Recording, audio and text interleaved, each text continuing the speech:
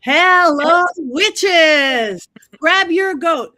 Draw a salt circle around wherever you are sitting right now because it is time for the Witches Movie Coven. Yes, witches, real witches, talking about witches, not always real, in movies. My name is Patty Negri. I am one of your hosts. You might know me from The Witching Hour, Ghost Adventures, Portals to Hell, Bathroom Walls Across America. But let me introduce you to some of my co hosts as well. Let's start out with the mustached Richard Lale. Hello, that would be me. I am Richard Lale. One word, one name. If I were just Richard, I'd be a. That's right. I am known as the gentleman psychic. I'm a psychic and a medium. Used to be a psychic and a small till I gained some weight. However, unlike other mediums, other psychics who are all doom and gloom or love and light, I am a happy medium. That being said, you may find me from Ghost Adventures to University of Magicus to readings here in my parlor here in New Orleans.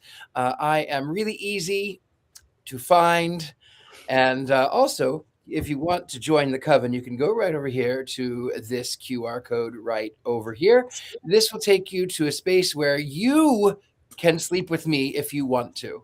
You could actually get my pillow and you could sleep with me there. You used to be able to get into Patty's panties. Those are going to be on hold for a little while. So, you'll have to check back in with that, but you can get I Didn't Mind It, you can get Bro Witch, you can get books, you can get Black Phillip, you can get quotes by Courtney, all right over there at mysterycontrol.com.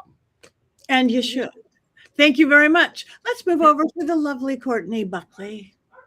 That's me, Courtney Buckley, Ghost Bait on Scared and Alone, working my way up to the highest ranks of the Witch Mafia, and my newest tagline title, Operator of the Meat Grinder. So happy birthday, Scarlett. I'm so excited that we get to celebrate you today, and I can't wait to get this show on the road. Thank you very much. And speaking of birthdays and speaking of Scarlett, our regular guest, almost regular because she has a goat, Scarlett Amaris. Welcome and happy birthday. Thank you. Thank you. I'm Scarlett Amaris. I am a screenwriter and a music video director. I'm also a mythologist, and I'm thrilled to be here. And it's my birthday. Yay. Thank you very much. And we have a first-time guest, also an amazing person, the one and only Adria Lang. Adria, tell everybody a little bit about yourself. Hi, guys. Thank you so much for having me. My name's Adria. I'm a television writer and a producer. I've worked on such shows as Sons of Anarchy, Berlin Station, You, American Gods, Dexter Trinity, which hopefully will air at some point. And I'm currently on Invincible. So if you like any of those shows, check them out. I also work with Scarlett. We're co-developing a project. And yeah, I'm really excited to be here. I love movies. I'm also a filmmaker. I made a short that is up on Dust. If you guys know Dust, the sci-fi curated YouTube channel, and it's called There Is No Anti-Memetics Division, award-winning short film starring Jessica Nicole and Neil Napier. If you want to check it out. And that's me. Thank you so much. Jason and Heather have better things to do today, so we will not see them. They're off being fabulous in the wilds of somewhere right now doing pagan parties of some sort. But we have a movie and we can carry through without them. This week's movie is called A Dark Song. It's from 2016. It is a UK Wales film. Hopefully you guys all watched it. I watched it last night. Yeah, I most certainly did. And hopefully you all did. But just in case you didn't watch it, Richard Lale, do you have an unbiased synopsis of this? I do have an unbiased synopsis, and you might actually be surprised with how cohesive it is. It's going to be rather informative, this one. What? I know. That is my plan. Who knows? Maybe I'll go off the rails on a crazy train. However, before we get into the actual crux of the movie, I would be remiss if I didn't talk a little bit about some of the things that inspire the movie. The characters are Sophia and Solomon. The goddess Sophia is the goddess of wisdom. According to legend, she gave birth to the demiurge, which was later became Adonai, Yahweh, who believed he was the only God and could not see his mother. Solomon, of course, King Solomon, who built the temple and commanded the demons. So this is how the movie goes. Sophia, a grieving mother, has hired a man off of Craigslist to do the Abramelin ritual, which is a 15th century magician rite. It is one of purification and meditation. It is Solomonic in nature. Aleister Crowley tried this one and failed because he got bored. However, it is a rite that is practiced in one form or another by priests, by monks, by many different people in many different faiths.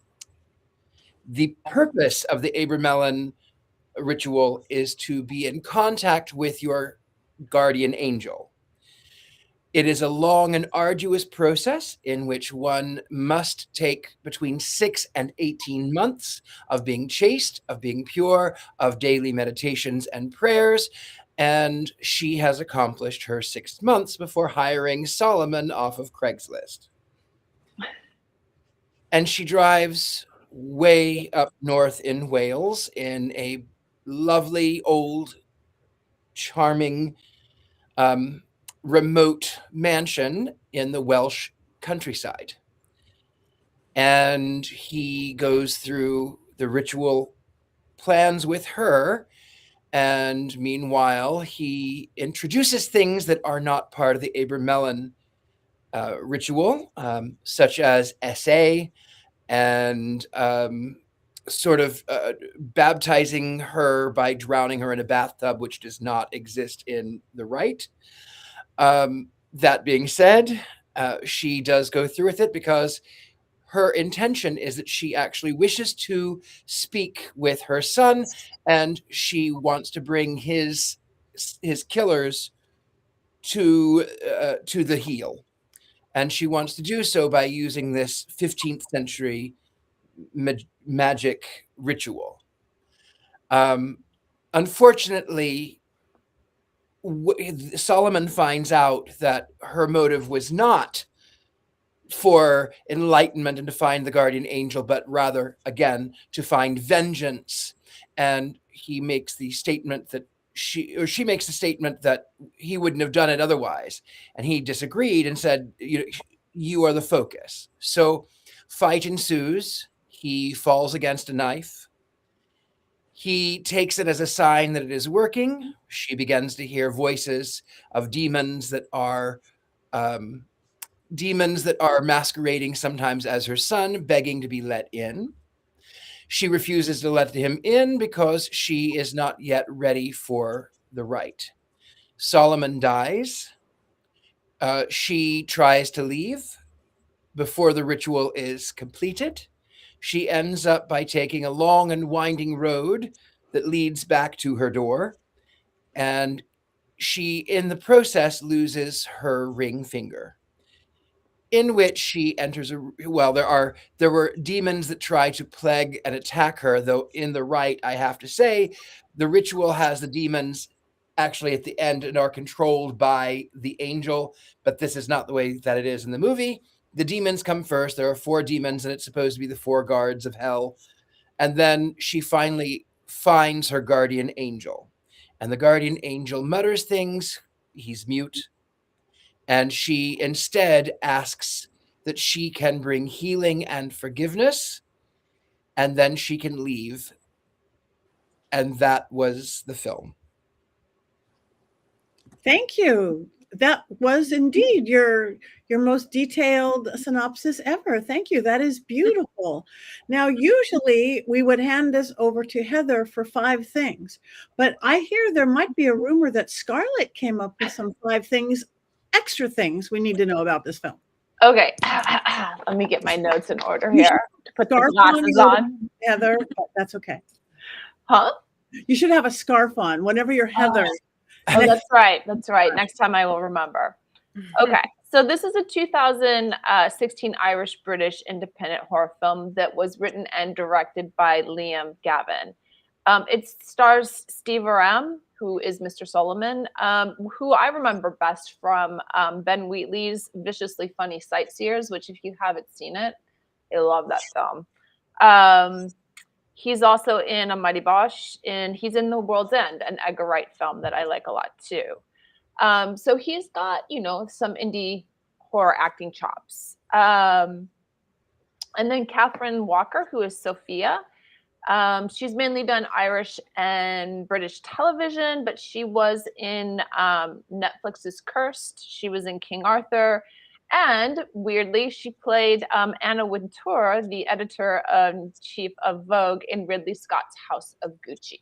So maybe we recognize her from there.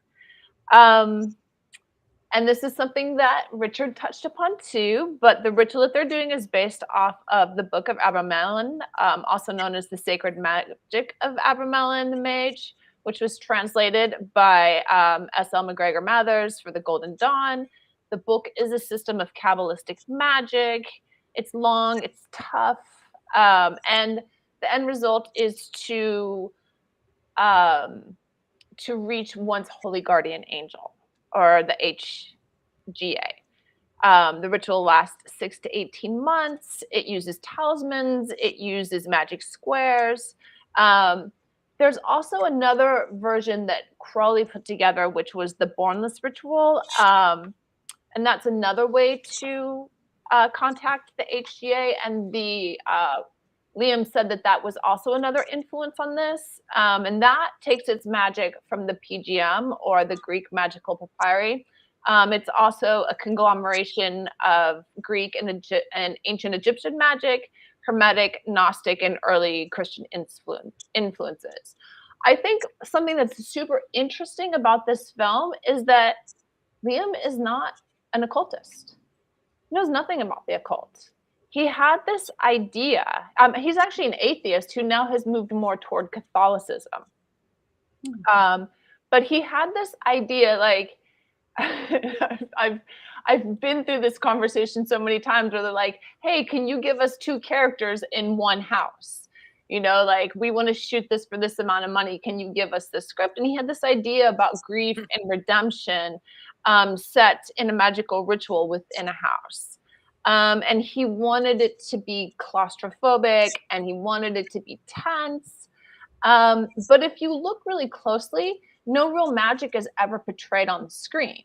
They always are either just going into rituals or just coming out of them. And that was a very specific choice that he made. The interiors were all shot at a house that was part of a housing estate in Ireland. And the reason that you never see anything out of the windows is because there were like bus stops and traffic. So they did a very good job with that because it feels so isolated. And then the exteriors were shot in Wales. And they said that while they were, even though they're not doing the actual Abramelin ritual, they're doing elements of it, and that they had many kind of paranormal and supernatural things that happened on set when they were filming in the interiors. And that even though it was a super warm time of the year, when they were doing certain scenes, that the temperature would drop so much that they could see their breath inside, and there would be weird knocks and whatever else, and people, like the actors, would get really, and the crew would get super creeped out. The film premiered in Ireland, then it played Fantastic Fest, it played the BFI in London, it played Boston Underground Film Festival, and it was very, very well received by both the film and the occult community. And it cracks me up because even to this day, like, I'll be on podcasts with occult bros, and this is the movie that they love to quote from. And I just love to be the one to tell them, like, yeah, the guy who wrote and directed it knows nothing about the occult. Like, he just did his research is what he did. But like, you're quoting fiction. But I personally really like this film. I think that it's incredibly claustrophobic. It's not perfect. But it's super interesting for what it is, and it doesn't get a lot of love. So thank you, happy birthday, thank you. I love the birthday greetings. Yeah. And those are all the things that I have for you. Those are my 5 things. Perfect. Thank you so much. Courtney, you look like you want to start. Sure. I had not seen this movie until today. I'd only heard about it, I feel like, on like Reddit threads and like TikTok comment sections of like people asking for witchy horror movies or anything like that. So I was very intrigued to watch it.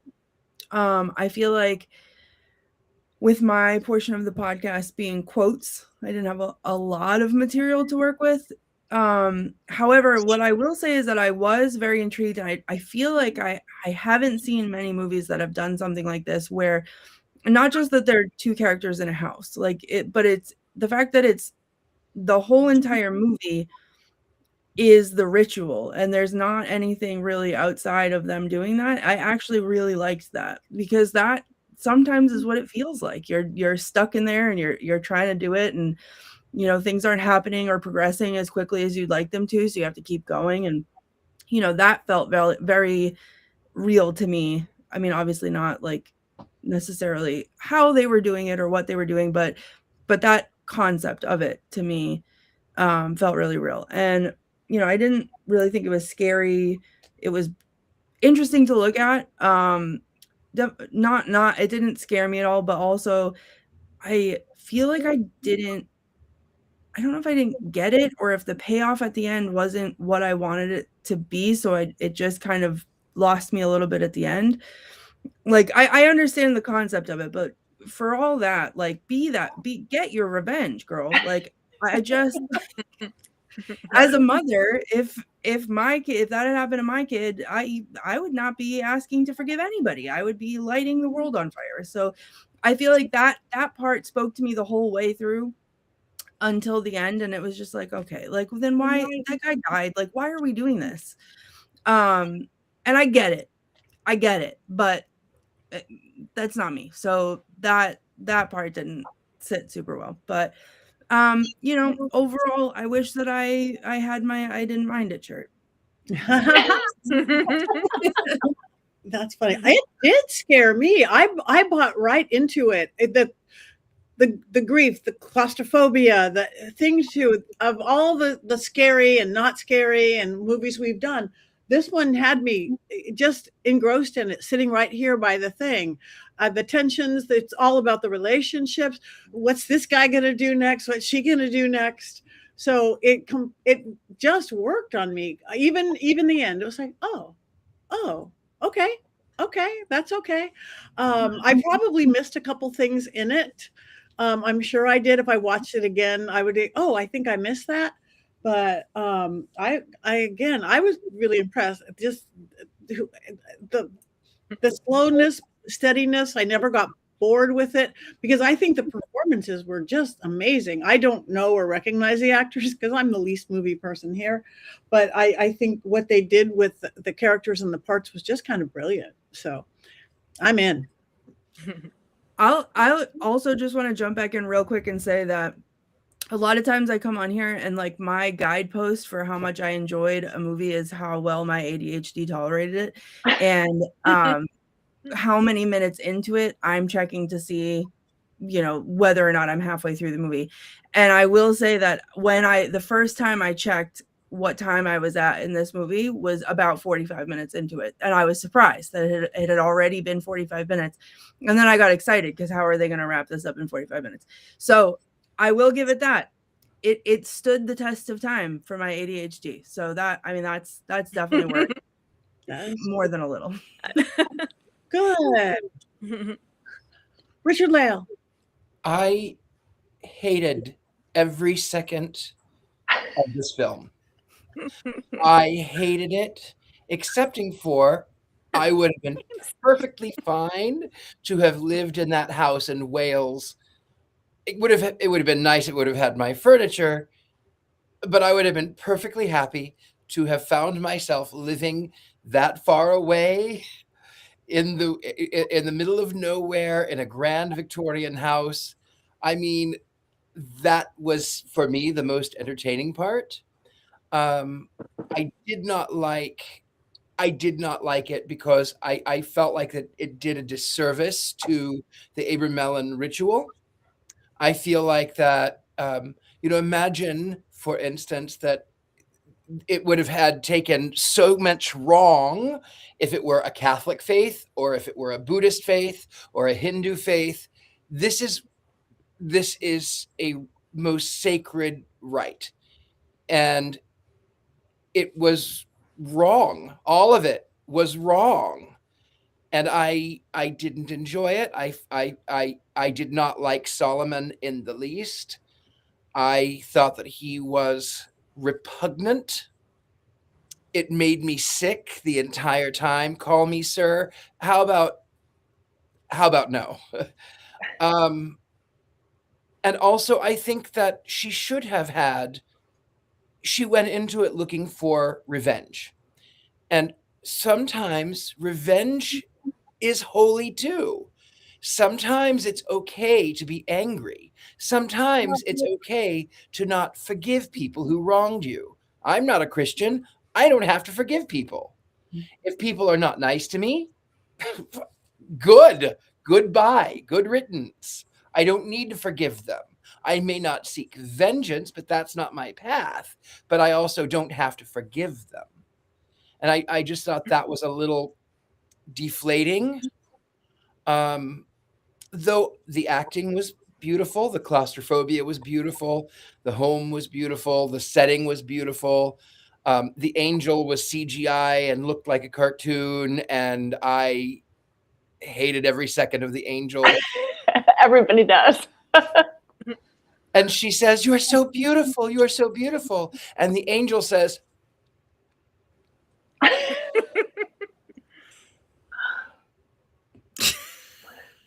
I didn't like it. I'm sorry, Scarlett. I didn't That's like okay. That's no, that we're not supposed to agree. Have we ever agreed? Rarely. Yeah, I do think the demons were a little zombie-like. I almost thought it was going to turn into a zombie movie at one point. They just had too many characteristics and traits of what I see as zombies. That's true. In the rite, the demons are supposed to come after the appearance of the angel because they are now in control. King Solomon had allegedly done this ritual and had commanded the demons after he met the angel. So the demons are supposed to come after. They're not supposed to be haunting her and whispering and scratching through the door. They're just not. Thank you. Adria. Do you guys ever see that episode of Family Guy where Stewie and Brian get stuck in the bank vault? Yeah. That's just to say, I love a two-hander, right?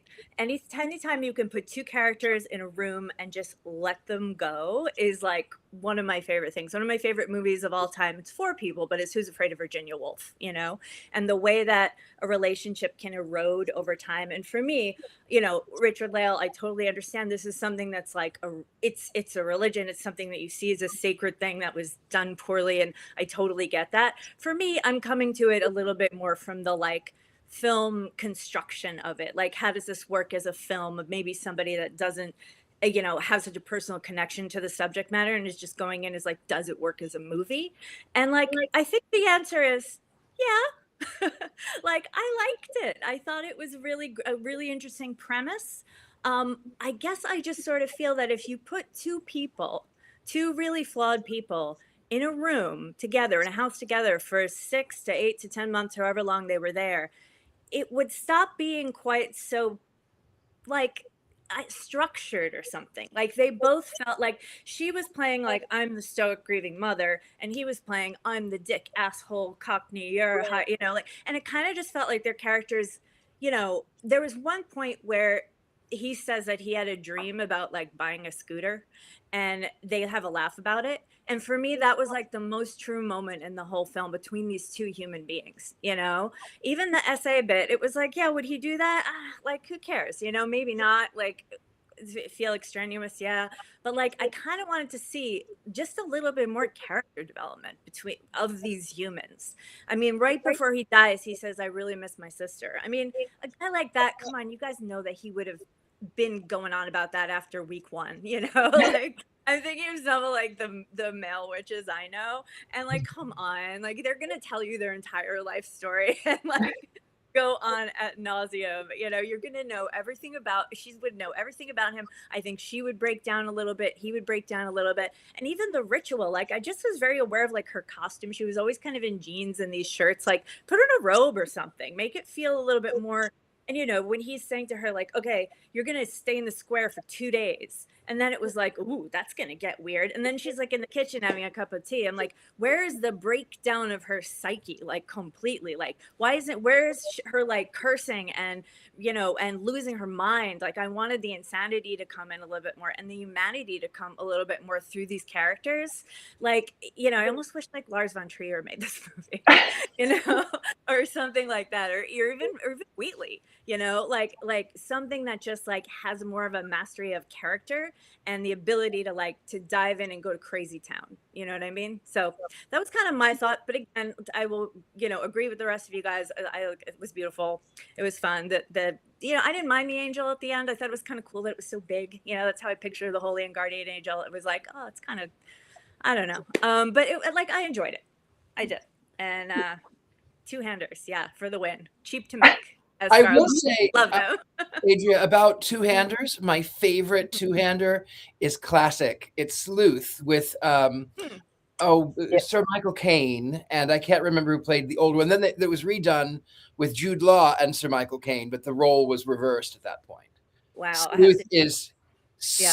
so good. The Mhm. original 70, I think it was 73. If you get a chance to watch Sleuth, it was that's a good two-hander. Another one is a really deep cut. It's a very, very like back of the list Peter Sellers movie called Hoffman, and it's him and a young woman, and he basically says, I know that you're, I forget what it is. He has a secret of hers, and he says, if you spend the weekend with me, I won't tell your husband that you're doing whatever. And it's just the two of them, and like, you're like, is he gonna like try something or not? He's a lot older than her, but it's like it's great tension, and it's in one apartment, you know. So they are amazing if you could do them right, and I think this one got close. Thank you. Scarlett. Yeah. No, I agree with everyone. You know, one thing I will say for this film, and something that I'm always looking at is the art design on this is perfection. Like, the lighting is perfection. The art, you know, like, it is designed within an inch of its life, always. And I think that that's really incredibly beautiful. Something that I really liked about the magic, and something that Courtney touched upon, was the fact that it isn't always like things exploding and whatever else. Sometimes it's a lot of just continuous kind of busy work that you are a little bit like, is this working? Is this not working? And going to something that Adria said, that, yeah, you know, it would have been nice to see better character development in the characters. Like, yeah, you have to be in the square for 2 days, and yet her muscles aren't shaking. She's, you know what I'm saying? She's not like almost falling out of it. Like, there's a lot more that they could have done with it, but I think that this was maybe his first or second feature, you know, and not on a very big budget either. And so I think a lot of that, and he's a storyboard artist as well, so I think a lot of that went really to the look of it. And they did a great job with it. They really did. And I kind of like the sparseness and the almost like very basic kind of almost existential feel of how long that goes on for. Could it have gotten very psychedelic and insane? If I had written it, it would have gotten very psychedelic and insane. Yeah. But, and I think that you know, to me, the Holy Guardian Angel at the end is a little bit silly. But it's not something that's so easy to portray either. You know, like, It would have been better, even if it would have just been a light. I'm sorry, I didn't mean to interrupt, but no. even if I think if it would have just been a light, sometimes you don't have to see something sometimes that spoils it. And I would rather have just her come into this bright, radiant room and said, "You're so beautiful," and then not seen a CGI angel. Yeah. Mhm. I think that was, it's, you know, you don't want to see, you don't want to see the demon, you don't want to see the monster in movies, because then it spoils it. Jason wears a mask. I think, I don't know. I don't really do those horror slasher films, but they wear a mask, because that's scary. Sure. In Nightmare on Elm Street, you don't get to see a lot of Freddy Krueger until you actually see him. You see a shadow, you see a glimpse. And I feel like that is more powerful than, oh, it's 2016 and I can digitally create an angel. I don't know. I like the weirdness of him, that the unreality of him. I wasn't thinking, oh, this is CGI, just like, this is definitively not human. This is definitively the movement of it, the lighting of it. So I didn't mind him. Or whatever the quote is. I didn't mind it. I didn't mind that. I actually wish that it had been more scary. Like, I'm waiting for the film that shows, because some of the descriptions of the angels are terrifying, especially when you get into the cherubim and the seraphim. They're terrifying. And so I always want to see some kind of adaptation of that on the screen. I've tried to write it too, but that unfortunately never got made. But yeah, I want them to be, I don't want them to be beautiful. I want them to be awe-inspiring and terrifying and overwhelming. And, maybe Richard's right. Like, what we can imagine is so much worse than what we can actually show. And you I kind feel of like want, if I could rewrite this and take it from I didn't mind it to like wands all the way up, I think there would have been no angel to me. I feel like I wish that she had gone into, like, made a deal with the devil, like, go with the demons and get your revenge again, because the forgiveness part is what took me out. Not even the CGI angel, it was the forgiveness part. Because you know what, like, as someone who's been through trauma, the most toxic thing that people can tell me, when I'm dealing with that or going through that, is that I have to let go and I have to forgive what happened to me. And that's not my responsibility, for one. Like, that's not just, forgiveness to me as a concept, yes, is great, because like, you can, if you're trying to repair something, forgiveness is important. But if you're not trying to repair something, if something just is, that's not that person's responsibility. That's not her kid was murdered. That's not her responsibility to carry forgiveness, But or whatever, to move forward like that. Like, that to me feels, and I think it just strikes a chord because of how I've experienced it in my life being presented to me. But that's not like that's okay, great. Like, it just feels like it had such, it was like a runaway train in the best way. It was like it was going full steam ahead, and then it just ran off the tracks there with from that. like a story structure point of view, the way they probably would have had to do that though is to sort of have her, like, give the middle finger to the angel when she gets in front of him, because like A the ring angel, finger.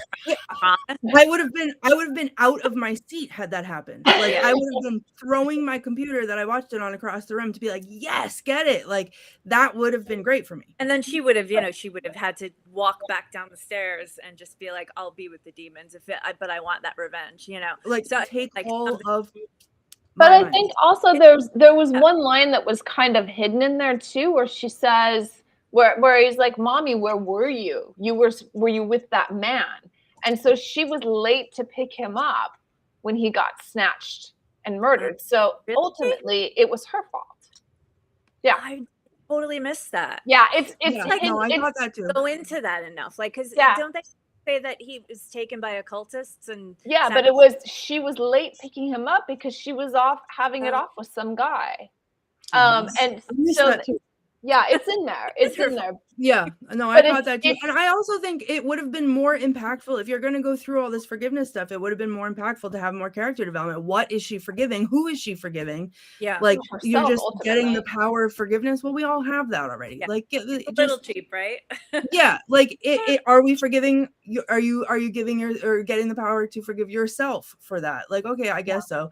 Are you forgiving whoever did this? But like we tease that this happened during an occult ritual. Okay, well, what happened and who took part in that? Because then it almost led into like and then it shut it down when he was like, oh, you don't think it was me? Was it? Did he die? Did she get her? Like there was no answers. Yeah, that was weird when he's like, you don't think it was me. I was like, huh? Are we going there? Like, and yeah, I don't know. There was, and they started doing flashbacks too. There were like a few of her dream at the beach, and I'm like, Yeah. okay, they're going to show flashbacks. They're going to like clear this up for us. And then they kind of dropped that. And so it was, and then yeah, it just kind of became the, all right, power of forgiveness, you know, whereas you kind of, you wanted like a little bit more complexity. And that's what I felt like from this whole movie. I just wanted it to go deeper. I wanted the characters to go deeper. I wanted the story to go deeper. Just give us a little more information and like let the reins go of who these people are and like really let them go feral, because you would go feral if you were in a house like that for months with a stranger, you know, only like crazy time. And like his body got dragged away after she went back in the house. For what reason? Why did we see that? They were Like, hungry. you know, I just It's I the don't know. zombies.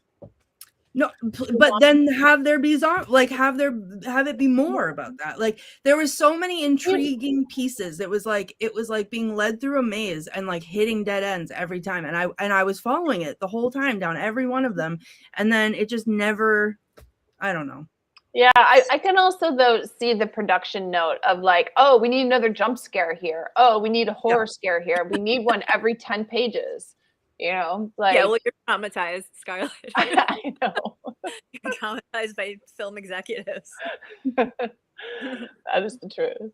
Mhm. But that is a note that you get all the time. Like you know, like it either has to have a narrative kill structure or you have to have some kind of horror beat every 12 to 15 pages. You know, so I can just see the conversation of like, oh, guess what? We have an opportunity here. So like, let's put this in. But I agree with you, you know, and I love that ending. Like if she had been like, I'm out of here. Yeah, bye. Deuces, I'm out. That would have been perfection. Mm-hmm. I think this film had a big bend towards towards Christianity. Like in Christianity, that's the whole focus is, oh, I forgive you and it's okay and everything is fine now and Jesus paid the price and it's okay and no matter what was done, it's okay because I forgive you because Jesus forgave me. To me, that was really offensive because sometimes your revenge, your hatred, your drive can actually be holy. It can be good. Even where I'm not a Christian, the Bible says to be angry and sin not. Anger can be a powerful tool. Mhm. I have no desire to forgive people who will not make amends and will go on to hurt other people. I have no desire to forgive them. And I agree. I would have given my middle finger to that angelic angelic being, and I would have walked out. Also, I would have thought that I was probably on something. I would have thought that, okay, I am really delusional at this point. Woo. I don't think I would have thought it worked. I think I would have just thought I was crazy. Mhm. I also think if she had done that, like if she had, you know, given the old heave ho to the guardian angel and then gone back down with the demons and joined the demons, great. I feel like that would have led more credence than what happened to the fact that she was a grieving mother. Or that she felt guilt because she was sacrificing herself for whatever vengeance she felt like she owed for her child. So that to me would have been more powerful than La Forgiveness Land. I don't know. think it's the demon version of her son, you know, where Yeah. I know it's not him, but it's close enough, and I'm Yeah. gonna be, you know, that's fucked up. Yeah. Well, also, And that I think can get behind. I think story-wise, they needed to make a decision about whether her motivator was guilt or whether it was grief, and they kind of play with both. And if they had decided it was one or the other, then a lot of things would have been more clear. Why it didn't bother me, the forgiveness, because I saw it kind of a combination of the forgiving herself and the grief. And if it was me, and I might have done many of things like she trying to hold it together, if I wanted this thing so bad, trying to hold it together as well as she did, I wouldn't have gone off as long as I could have. But at the end, I personally felt relief. It's like, okay, she forgives herself more than anything else. So I don't know. I think it would have been fun to flip off, go down with the demons, but I don't know. I like this one. I mean, and it's okay to forgive oneself. And I think that's in magic. I think it's important that you can't keep blaming yourself for something that you might have done, but you take responsibility for it. And you say, I did that. It was my own stupid fault. I cannot carry this grief any longer. And I do agree with that part of forgiveness. But that goes back to my idea of taking care of the self. But when she adds that she wants to forgive others, that just turned my stomach. Because what does she say? The power. Did she say that? Well, she says that she wants to learn how to forgive. Yeah.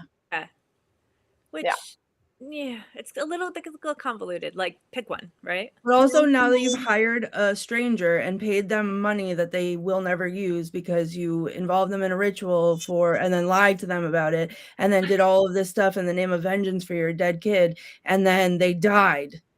Maybe we take just a little bit of a look in the mirror, and like, that's not the thing that we need to be doing. Like, it's just. She also drowns him in the pond. Basically, like, right, but like, also he asked her 16,000 times, like, it's gonna be this crazy thing. Like, I don't know. It was confusing. It had such potential. All the potential was right there, and it would have been. I feel like there was a few different things that they could have done to have made it be epic. And I'm definitely sad. more confused now than I was when we started talking. We're all confused. No, we don't even know if we like it or not. No, I still like the performances. I like the flawed characters. I kind of like that it didn't get overplayed. Just for me, I just bought it all. So, and again, are you guys in the chat room? We want to know what you guys think too. Do we have any quotes, Miss Courtney, on this? Yes, I have two. I wrote them down.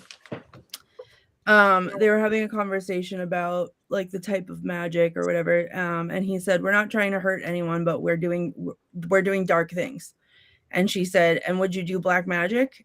And he said, "There's no point in going to the fairground if you don't go on any of the rides." And I feel like that's the t-shirt for this week, with like a little Ferris wheel with a pentagram on it, because I go on those rides. And then one I thought was pretty poignant.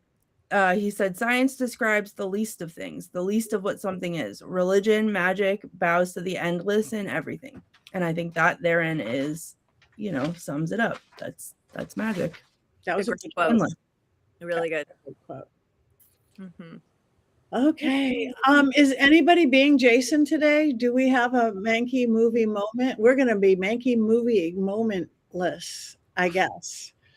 I wouldn't even know how to do it, especially on this film. I wouldn't know how to do a Mankey movie moment at all.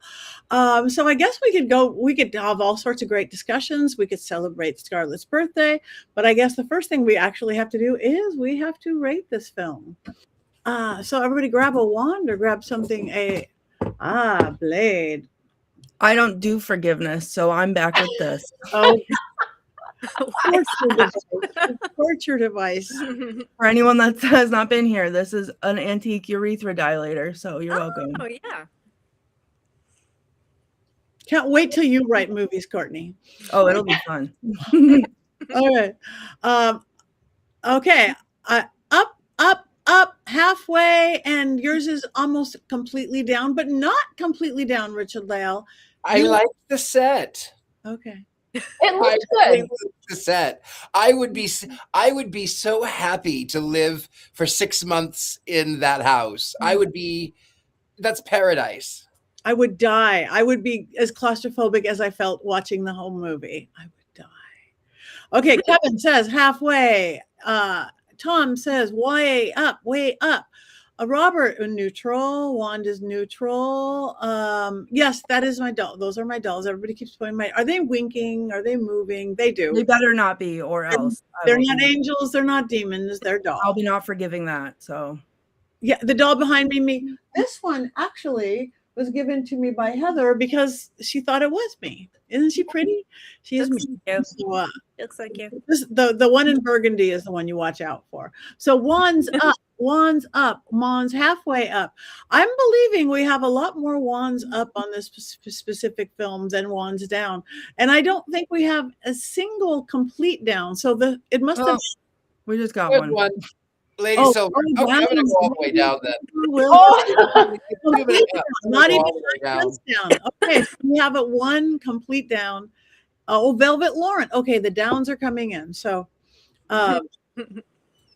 it's still the ones up have it a little bit more. There's ones up for a movie that would have been better if the writer had spent more than 20 minutes working on it.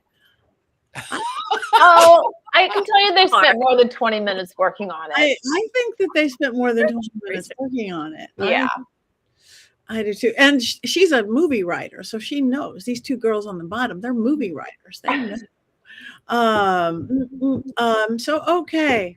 Wands wherever you want. A Dark Song, if you didn't see it, I don't know if we're going to encourage you to watch it or not watch it with that particular presentation of it, but I recommend it. If you want. I would still say it wasn't my favorite thing on earth, but I would still watch it. Oh yeah, it's definitely worth watching. It's an interesting film, and it's an interesting magical film. You know, whether it's accurate or not, and it draws you in. It's beautiful. You know, like I love they use a lighting that goes back to a horror maestro, and I just blanked his name, but I know where they're pulling from, and they do it in perfection. Yeah. So I don't think, yes, there are problems with it. It could have been better. But I also think for somebody's like first or second film that it's pretty good. And Tom says watch it.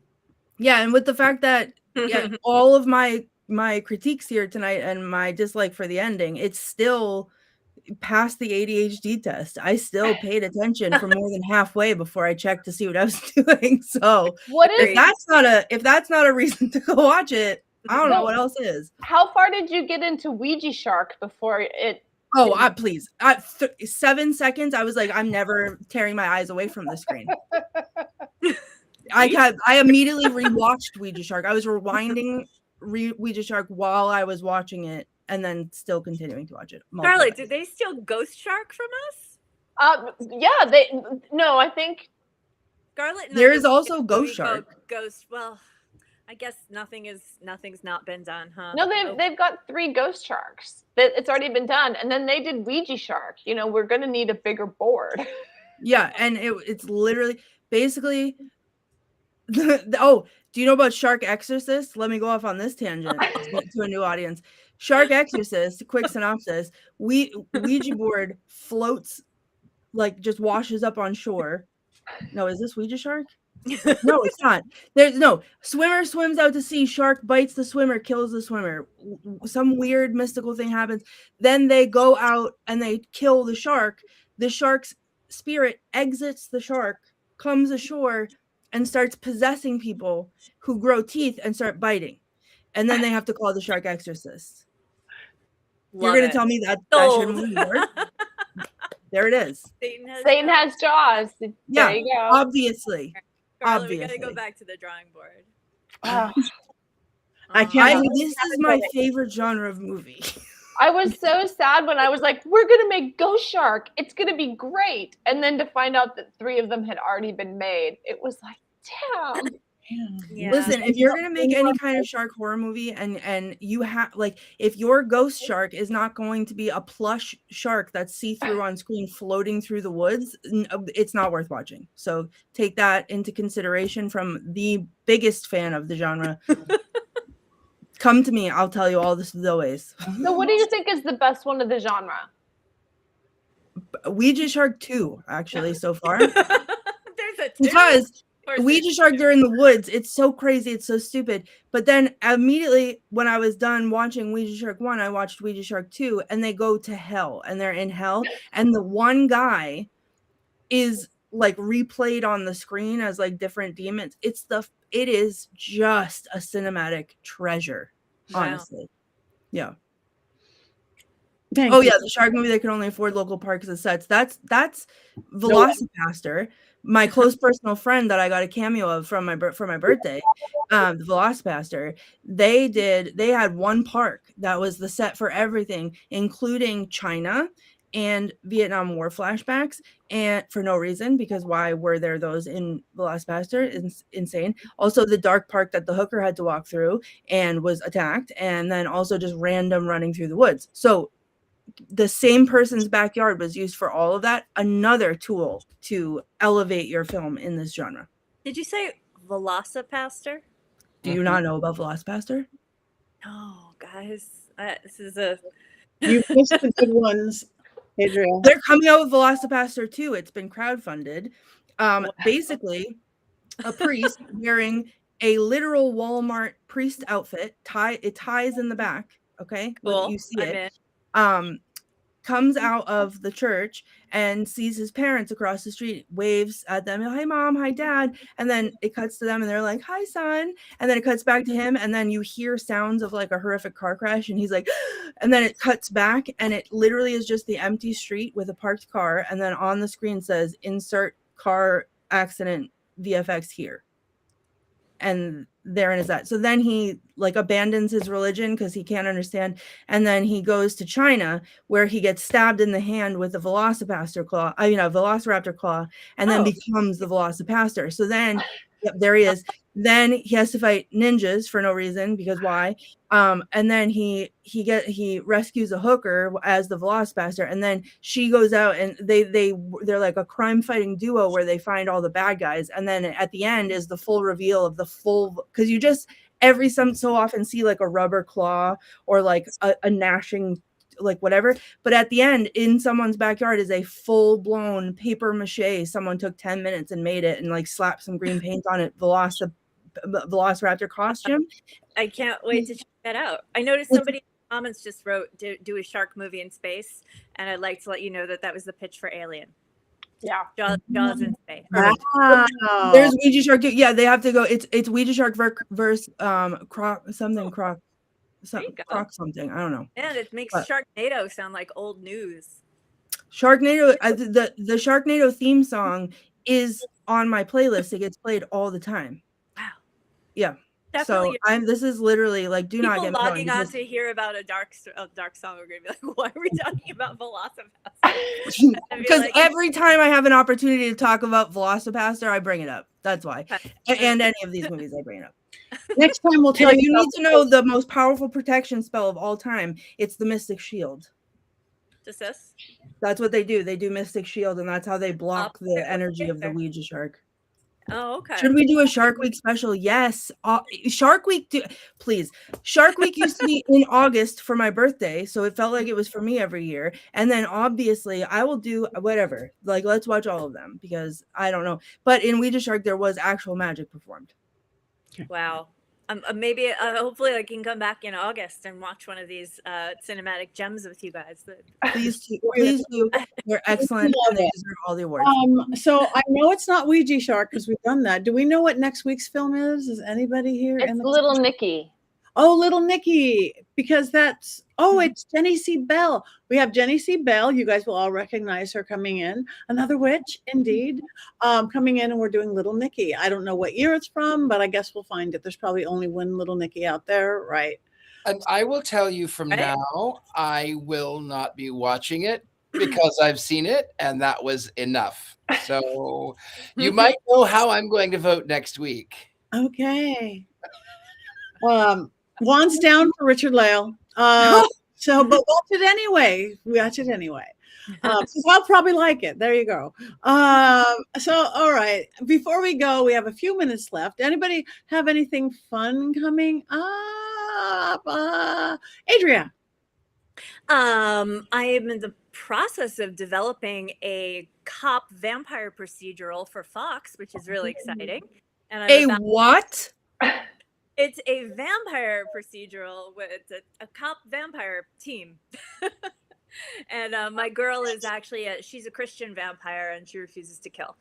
And it's a silly, she's sort of like Elle Woods, if Elle Woods were turned into a vampire, and her partner's a very jaded Southern cop, and it's a really fun procedural, and I'm working on that, and that's kind of my life right now. So I don't know. Also, Scarlett's birthday on Saturday night, party, and yeah, that's about it. Just right. Thank you very much. Moving over to the birthday girl, Scarlett. I'm mainly just writing right now. I'm going to be doing a big thing in the desert, but that's not till Halloween. And yeah, no, I'm mainly working on a couple of different scripts right now, and I'm pitching for another music video. So that's about it. Yeah. You do good music videos. Thank you. Courtney. I will be furiously stalking the internet for information about the cop vampire procedural. That's what I will be doing. I'm working on it. Please, let's hoping to get it greenlit next year. I'm trying. Send me all of the information, all of the updates. I'm now officially living to watch that. So amazing! I'll send this video to our executives over at. Please do, because greenlight that. Okay. Thank you, Richard Lale. I am really easy to find. I am thegentlemanpsychic.com. I don't have anything major coming up, but I've always got something. But you can come here and get readings. I always find time for people. You can get me here, or you can get me down in some of the shops. It's better when you're here because you get to tour my claustrophobic mansion. Beautiful, much more beautiful than the one in Wales. Let's spend 2 days there and try to summon a demon, Richard, though. You know what? We can try. I do have a guest room, and the people on the internet say that they want to remove all the scary things from it, which is literally my portrait. I'm not kidding. But my portrait. Yeah, let's do a scared and get scarier and live stream that. Okay. Thank See, you. There's my face. Oh. That's the painting they want me. That's how you can sleep with them. Okay, this weekend, though, I'm going to be very sad to miss Scarlett's birthday. I'm going to be in Vegas. It is Vegas Vampire Weekend. Sitting for the Sinners. We've got our great big ball on Saturday night. I'm doing a seance just before that Saturday. We have a VIV, Very Important Vampire, on Friday. So come on down. There's still time. And I'm really excited. Mid-month, I'm going to be at Penhurst Paracon. It's a big one. Everybody from the paranormal community is there. And I just found, and I'm doing the celebrity ghost hunts, which means I'm going to be locked in a freezing basement of an asylum alone, scared and freezing for days on end. But I just found out I'm also doing a panel with Jay Wasley, who I work with on Ghost Adventures. And this is the first time they've given me a panel. So it's like I'm moving up with the big kids. So I'm really excited. But go to all of you guys, like us and follow us. Go to pattynegri.com. Follow them on their websites, on their everything. Like us here. Tell your friends about our YouTube page. We have Witches Movie Coven also on Instagram. Go to Mystery Control, wear us, our panties, our socks, bro shoes for Jason, cloaks with, we really have a lot of really cool, weird stuff, jewelry. So that's it. It is that time. Mystery Control. Yep. It is a one-stop online, beautiful jewelry, dragons, everything. So every time I ask if under the influence of something, even if I'm sober, how do I respond? Just say yes. Just say yes. Yes, you are on something. You are on Fight him. Or check out last week for tips about a meat grinder. Yes. So this movie today could have ended in a meat grinder. I Very wish I had. Okay. No. Next week we've got it. We have It Is That Time. It Is That More. We have one more thing to do. And I really do hope everyone in the chat room is joining us, because what do witches do? Witches cackle. 1, 2, 3.